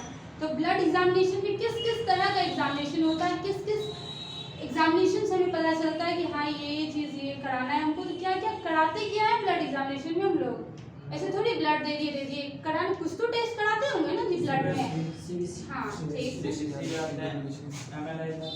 कुछ चीज़ है हम आपको बताते हैं। सीबीसी कराते हैं। सीबीसी मतलब क्या हुआ? Complete blood count. इसके अंतर्गत क्या आता है? कंप्लीट ब्लड काउंट में हम लोग आरबीसी का चेकअप कराते हैं, डब्ल्यूबीसी कराते हैं, फिर हाँ प्लेटलेट्स का भी कराते हैं, हीमोग्लोबिन का परसेंट भी, ये सब सीबीसी में आ गया।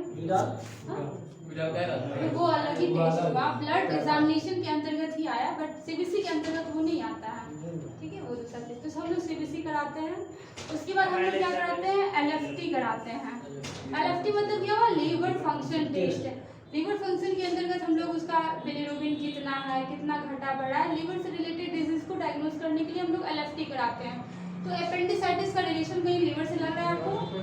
लीवर से क्यों कराना हमको? एलएफटी नहीं कराना है, नहीं कराएंगे। उसके बाद हम लोग केएफटी कराते हैं, किडनी फंक्शन टेस्ट। इसमें यूरिन क्रिएटिनिन देखते हैं, यूरिया देखते हैं, यूरिक एसिड देखते हैं केएफटी के अंतर्गत। ठीक है, सब ब्लड एग्जामिनेशन का ये सब जांच है। तो किडनी का फंक्शन कहीं अपेंडिक्स के लग रहा है हम लोगों को? नहीं लग रहा है। एक चीज़ हमेशा ध्यान रखिए, इन्फ्लामेशन है वहाँ, तो कहीं ना कहीं हमारे बॉडी का जो इम्यून सिस्टम है वो रिस्पॉन्ड नहीं कर पा रहा है। मतलब हमारे बॉडी में जो डब्ल्यूबीसी का काम होता है वो क्या करता है? जो भी फॉरेन ऑर्गेनिज्म होते हैं, जो भी फॉरेन चीज़ होता है उसको वो किल करने का काम करता है। इसमें क्या होगा? अब इन्फ्लामेशन के बारे में बताया तो इन्फ्लामेशन में क्या हुआ? हमारा जो डब्ल्यूबीसी है उसके अगेंस्ट नहीं लड़ पा रहा है जितना उनको लड़ना चाहिए। हमारे बॉडी में इन्फ्लामेशन नहीं होने देना चाहिए, बट वो नहीं काम कर पा रहा है। दैट मीन्स डब्ल्यूबीसी कहीं ना कहीं, हाँ डब्ल्यूबीसी में कहीं ना कहीं डिफॉल्ट है। तो डब्ल्यूबीसी कहाँ आ जाता है? सीबीसी में। तो हमें क्या कराना है? सीबीसी को पकड़ना है, बाकी हमारे किसी काम का नहीं है। ब्लड एग्जामिनेशन में हम लोग सीबीसी करा लिए। कभी कभी ऐसा भी तो होता है, ज़्यादा दिन से दर्द कर रहा है तो दर्द का टेबलेट खा रहा है, पेन हो रहा है पेन का टेबलेट खा रहा है, तो उस स्थिति में तो केएफटी कराना पड़ेगा। हाँ, वो अगर लॉन्ग टर्म है, एक होता है एक्यूट होता है, एक होता है क्रॉनिक होता है। एक्यूट में कम समय से बता रहा है पेशेंट, क्रॉनिक में क्या हो गया कि लंबे समय से वो लोकल पेन किलर खा रहा है, जो भी एनाल्जेसिक्स अवेलेबल है उसके पास वो खाए जा रहा है। तो ज़्यादा पीसीएम जो पैरासीटामोल होता है, जो एनाल्जेसिक होता है, वो खाने से हमारा जो किडनी का जो फंक्शन है वो गड़बड़ा जाता है। तो वो अगर क्रॉनिक पेन है, पेशेंट बोल रहा है कि हमको 2 साल से दर्द होता है, लेकिन हम जो मेरे पास जो भी एनाल्जेसिक जो भी पेन किलर अवेलेबल है हम उसको खा करके मेरा दर्द खत्म हो जाता है। टेम्प्रोरी हम खा रहे हैं, दर्द तो खत्म होगा ही, लेकिन वो 2 दिन 3 दिन 4 दिन पे रिपीटेड हो रहा है, तो वो क्रॉनिक कंडीशन हो गया। तो उस क्रॉनिक कंडीशन में केएफटी कराना है हम लोगों को, ठीक है। ऐसे अदरवाइज एक्यूट चीज़ें तो नहीं। लेकिन अपेंडिसाइटिस का पेन ऐसा होता है ना कि पेशेंट क्रॉनिक जाने ही नहीं देता, वो तुरंत आ जाएगा बेचैन होकर, परेशान होकर, हमको दर्द हो रहा है, बहुत दर्द हो रहा है, ठीक है। तो हमें सीबीसी कराना है। सीबीसी में क्या कराना है? डब्ल्यूबीसी में क्या मिल जाएगा हम लोग को? ये बढ़ा हुआ डब्ल्यूबीसी हम लोग को बढ़ा हुआ मिल जाएगा। इसमें और एक बात होता है ना, तो अगर पेन कर रहा है और पेन हो रहा है, अपेंडिक्स फट भी जाता है। हाँ बिल्कुल, तो उसका इन्फ्लामेशन देखिए, अपेंडिक्स छोटा सा ऑर्गन है, ठीक है, कितना साइज है क्या है नहीं है आप लोगों को पता है, वो छोटा सा है, लेफ्ट राइट साइड में उसका सिचुएशन होता है। अगर वो होता है कभी कभी इन्फेक्शन इतना ज़्यादा बढ़ चुका है, या फीकल मैटर का जो ऑब्स्ट्रक्शन अपेंडिक्स के बाहर था वो अपेंडिक्स में जा चुका है, उस केस में क्या होता है? इनलार्ज हो जाता है। जो एब्डोमिनल डिस्टेंशन हम बताए वो इतना डिस्टेंड कर जाता है कि वो अपेंडिक्स फट जाता है, ब्रस्ट कर जाता है। तो उस केस में अपेंडिक्स जो है तो वो फटता रहता है, ठीक है। नॉर्मली जल्दी नहीं होता है ये सब। तो एक चीज़ हम लोग को ये मिल गया, सीबीसी कराए, डब्ल्यूबीसी आपको ज़्यादा मिल गया। उसके बाद कभी कभी किसी केस में क्या होता है ना कि डब्ल्यूबीसी हम लोग को नॉर्मल ही मिलता है, ठीक है। तो हम लोग ऐसे सीबीसी में डब्ल्यूबीसी बढ़ा हुआ मिल गया, कंफर्म हो गए हम लोग। साइन सिम्टम्स में कंडीशन है। हाँ, डब्ल्यूबीसी बढ़ा हुआ किसी भी इन्फ्लामेशन में आपको नहीं, डब्ल्यूबीसी बढ़ा है तो इसका मतलब ये नहीं कि उसको अपेंडिक्स है, उसका मतलब ये है कि इन्फ्लामेशन कंफर्म है कि इन्फ्लामेशन है। और इन्फ्लामेशन कहाँ है अपेंडिक्स में, वो हम लोग कैसे कंफर्म हुए? उसके पेन से, साइन एंड सिम्टम से कंफर्म हुए हैं, ठीक है। तो ये लिंकअप है जो जोड़ना है हमको कि ये साइन है, डायग्नोसिस में ये मिल रहा है, ऐसे ऐसे करके हम लोगों को ट्रीटमेंट तक पहुंचना है। तो सबसे पहले हम लोग को सर्जिकल ट्रीटमेंट में नहीं पहुंचना है, पहले मेडिकल मैनेजमेंट करना है, देन सर्जिकली करना है, ठीक है। तो ये डब्ल्यूबीसी मिल गया। अब आगे बढ़ते हैं, आगे हम लोग क्या कराते हैं? लैप्रोस्कोपी। ऐसे यहाँ तक पहुँचने का कोई नौबत ही नहीं है। लैप्रोस्कोपी से पहले हम लोग साइन सिम्टम से ही कंफर्म हो लेते हैं, ज़्यादा रेयर केसेस में ही हम लोग पहुँचते हैं।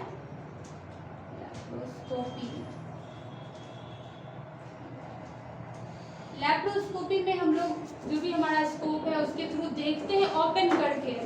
कोई ये करने के लिए बताते हैं पॉजिटिव साइन सिम्टम्स। देखिए लैप्रोस्कोपी पे हम लोग जल्दी नहीं पहुंचते हैं, ठीक है, बहुत रेयर केस में यहाँ तक पहुंचेंगे। उससे पहले हम लोग को डब्ल्यूबीसी में ही बढ़ावा मिल गया है। उसके बाद positive by positive sign symptoms. जो पॉजिटिव साइन सिम्टम्स में क्या मिला? उसका पेन जो है हम लोग को हमेशा लोअर राइट क्वाड्रेंट में दिखेगा, ऑब्लिकली होगा, तो वहाँ से हम लोग पहचान गए। उसका जो एब्डोमिनल डिस्टेंशन है, पेन के अकॉर्डिंग, फीवर के अकॉर्डिंग, कॉन्स्टिपेशन के अकॉर्डिंग, ऑलमोस्ट हम लोग अपेंडिक्स में क्लियर हो जाते हैं कि अपेंडिसाइटिस का प्रॉब्लम है। लेकिन ज़्यादा बेहतर के लिए हम लोग डब्ल्यूबीसी भी करा लिए है। ऐसे भी आजकल नहीं कराइएगा तो वो भी बोलेगा डॉक्टर ये वो हो गया, इसलिए उसको 2-4 टेस्ट कराना जरूरी ही है। आपको खुद भी कंफर्म हो गया, पेशेंट को भी सेटिस्फैक्शन हो गया। उसके बाद दूसरा है बाय पॉजिटिव साइन सिम्टम्स, हम लोग कंफर्म हो गए। तीसरा हम लोग लैप्रोस्कोपी पे सबसे लास्ट में पहुंचते हैं। तो लैप्रोस्कोपी मतलब क्या होता है कि हम लोग उसका जो मतलब उसको ओपन करके लैप्रोस्कोप के थ्रू देखते हैं। लैप्रोस्कोप एक इंस्ट्रूमेंट है, जिस ऑर्गन को हमको देखना है बस सिर्फ और सिर्फ वहीं अप्लाई करने होते हैं। सर्जरी जो होता है छोटा सा, वहाँ पे उसका काम होता है। ऐसे लैप्रोस्कोपी हम करते हैं, ठीक है। तो ये कुछ इन्वेस्टिगेशन था, यहाँ से आप क्लियर कंफर्म हो जाएंगे कि उसको अपेंडिसाइटिस का ही प्रॉब्लम है। अपेंडिसाइटिस में ज़्यादा ब्लड एग्जामिनेशन, यूरिन एग्जामिनेशन का कोई नीड ही नहीं है, क्योंकि पॉजिटिव साइन सिम्टम से ही हम कंफर्म हो रहे हैं, ठीक है। ये यहाँ तक क्लियर है सबका? पॉजिटिव साइन सिम्टम जो है या ये कहाँ से इसका ब्लड से चेक करेंगे? जी, पॉजिटिव साइन सिम्टम्स मतलब क्या? जो पेशेंट हमको फिजिकली है, हाँ, जो पेशेंट हमको बताया कि हमको पेन हो रहा है, फीवर है, कॉन्स्टिपेशन का प्रॉब्लम है, हाँ, वहाँ से हम कंफर्म हो लेते हैं। उसके अलावा भी हम डब्ल्यूबीसी इस जगह पे हमें नहीं पहुँचना है कि अरे उसका काम पेट खोल के देख लिए, यहाँ से अपेंडिक्स हुआ है कि नहीं, ये नहीं करना है हम लोगों को, ये लास्ट वाला काम है। यहाँ तक क्लियर है? आगे बढ़ते हैं। आप लोगों को फार्मा का क्लास होता है, मेडिसिन सब के बारे में अभी नहीं स्टार्ट हुआ है? क्या करने के लिए? कुछ आए ना आए, कम से कम जो हमारा वाइटल पैरामीटर है, कैसे बीपी लेना है, कैसे पल्स लेना है, कैसे टेम्परेचर लेना है, कैसे, ये 2-4 चीजें हम लोगों को जानना बहुत जरूरी है। सीखना है यहाँ पे तो सीखने के लिए तो आया है। हाँ, तो यहाँ सिखाया जाएगा, सर बताया जाता होगा ना। तो प्रैक्टिकल जब आप लोगों का स्टार्ट हो जाएगा तो प्रैक्टिकल में आप लोगों को बताया जाएगा। तो जब तक आप थ्योरी नहीं जानेंगे, किसी सिस्टम ऑर्गन को नहीं जानेंगे, उसके डिसऑर्डर्स डिजीज को नहीं जानेंगे, तो आप कैसे प्रैक्टिकली आप फील्ड में चलेंगे? जैसे आज जो थ्योरी क्लास का कल उसका प्रैक्टिकल हो जाए तो उसका ज्यादा समझ में भी आएगा। तो मतलब अपेंडिक्साइटिस का हम क्लास कर रहे हैं तो कल आपको हम सर्जरी में ले चलेंगे, एकदम पेशेंट के ऊपर प्रैक्टिकल करने छोड़ दें, ऐसा नहीं होता है। वो मैम इसके बारे में नहीं, हम लोग एनाटॉमी एंड फिजियोलॉजी पढ़े हैं ना, हाँ। तो उसमें से कुछ था, जैसे छोटे मोटे जो भी प्रैक्टिकल होता है उसमें से नहीं समझाया तो हाँ, वो चीज़ होगा। तो पहले आप पूरा ऑर्गन, पूरा सिस्टम, उसका मैकेनिज्म, उसका डिजीज सब कुछ समझ लीजिए।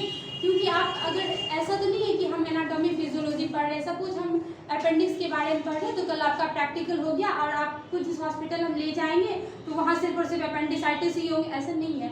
वहाँ सब तरह का डिजीज होगा, रेस्पिरेशन से रिलेटेड, जो हमारा जीआई ट्रैक्ट है उससे रिलेटेड, यूरिन सिस्टम से, यूरिनरी सिस्टम से रिलेटेड सब तरह का होगा। तो पहले आप सबको पढ़ लीजिए, जान लीजिए, सीख लीजिए। उसके बाद जब आप फील्ड में उतरेंगे ना, अलग अलग तरह का पेशेंट देखेंगे, सबका फाइंडिंग देखेंगे, तो फिर आपको रिकॉल होगा कि अरे हाँ इसका ये बढ़ा है, हाँ ऐसा ऐसा पढ़े थे, ये फाइंडिंग है, ये है, नहीं है, तो हम लोग को ज़्यादा बात समझ आएगा। ओवरऑल आपको थ्योरी जानना ज़्यादा जरूरी है। ठीक है, हम क्या बता रहे थे? इन्वेस्टिगेशन तक क्लियर थे, ठीक है, आगे बढ़ते हैं हम। अब हम लोग मेडिकल में इसका कॉम्प्लिकेशन भी बता दें क्या? अपेंडिसाइटिस कॉम्प्लिकेशन क्या आता है?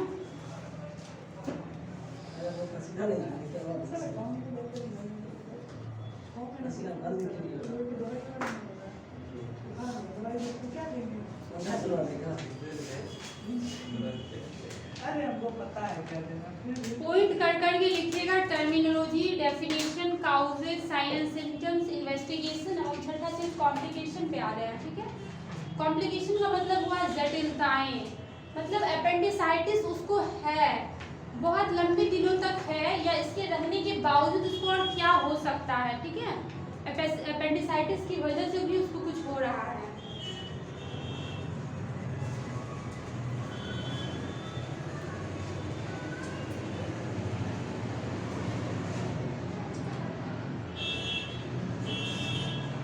कुछ कॉम्प्लिकेशन दिखाते हैं अपेंडिसाइटिस का। पहला है परफोरेशन।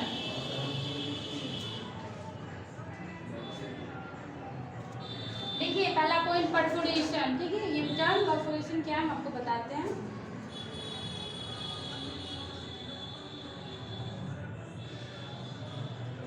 जो भी हम बता रहे हैं या जो भी टर्मिनोलॉजी है, आप लोग घर जाके अच्छे से देखें, ठीक है, ज़्यादा बेहतर समझ आएगा। कोई कितना भी समझा ले समझ नहीं आएगा जब तक आप सेल्फ स्टडी नहीं करेंगे। ठीक है, आजकल तो हर चीज़ का समाधान है, गूगल पे सर्च करें, आप लोग ज़्यादा से ज़्यादा समझ पाएंगे। जितना समय आप देंगे तो खुद से समझने में उतना अच्छा रहेगा। दूसरा है एब्सिस, और तीसरा है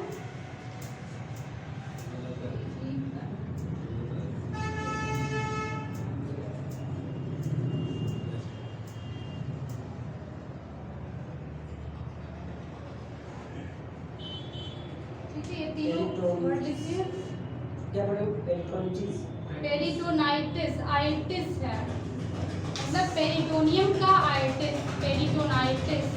हर एक वर्ड को समझना है, उसकी टर्मिनोलॉजी को समझना है, याद नहीं कुछ करना है।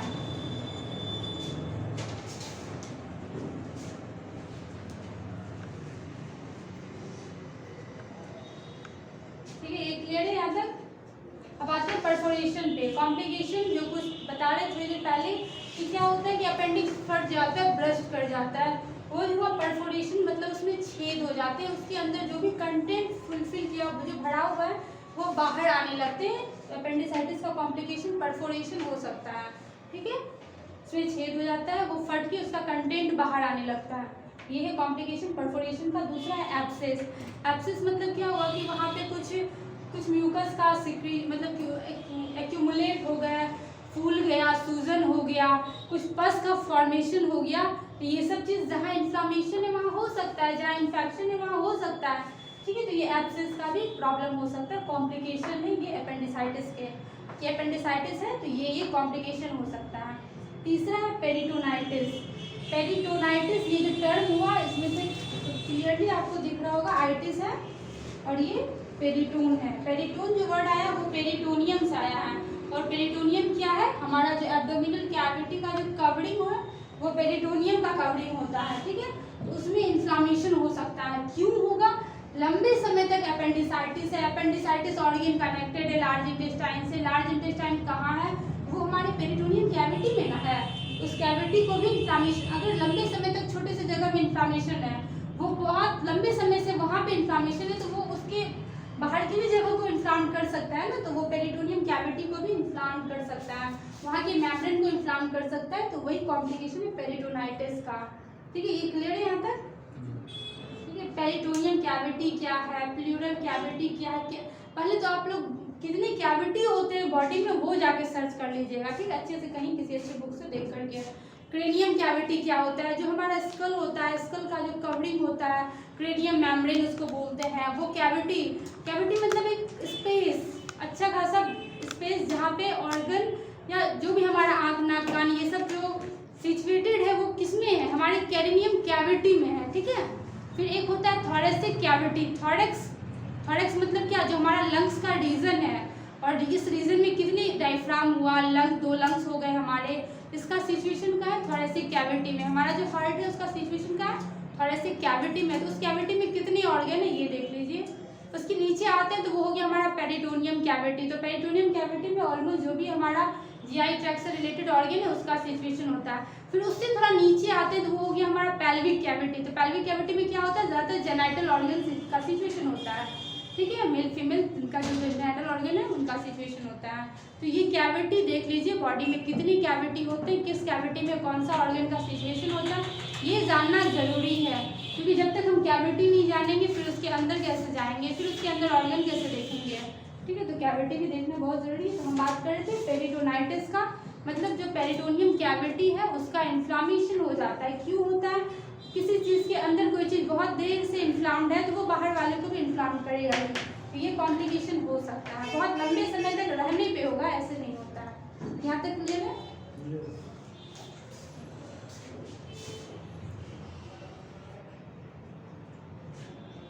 आज फिर छोड़ देते हैं यहीं तक, फिर आगे आप लोगों को मेडिकल मैनेजमेंट, सर्जिकल मैनेजमेंट, फिर नॉर्मली जो हम लोग क्या मैनेजमेंट कर सकते हैं, हम लोग की भाषा में उसको हम जिस फील्ड से है, हमारा जो प्रोफेशन है वो जीएनएम किए हुए नर्सिंग प्रोफेशन से, तो हमारे जो सिलेबस है उसमें हम लोगों को नर्सिंग मैनेजमेंट पढ़ना होता है कि मतलब तुरंत दवा का एक्शन उस पर नहीं यूज़ करने हैं। पहले बेसिकली जो थोड़ा थोड़ा मैनेजमेंट होता है वो उससे नहीं अगर ठीक हो पा रहा है तभी हम लोग मेडिकली पहुँचते हैं कि हाँ अब उसको हम लोग दवा पे रखेंगे।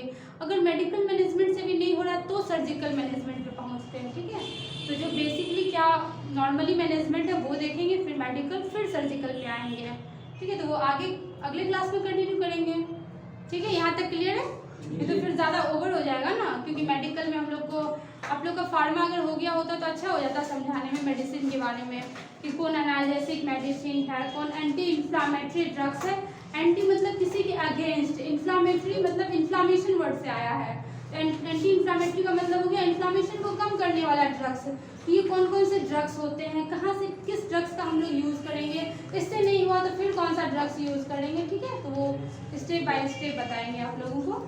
आज रहने देते हैं यहीं तक, किसी को कोई दिक्कत। अब तक जो हम पढ़ाए अपेंडिक्स ऑर्गन के बारे में थोड़ा बहुत ओवरऑल नॉलेज आपको दे ही दिए।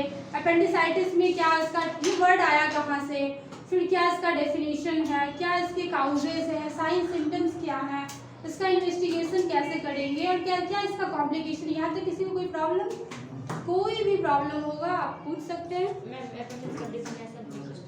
अपेंडिक्स देखिए, ये जो वर्ड है ना अपेंडिसाइटिस, ये दो टर्म से मिलके बना है, एक तो अपेंडिक्स और दूसरा आइटिस। आइटिस का मतलब होता है इन्फ्लामेशन,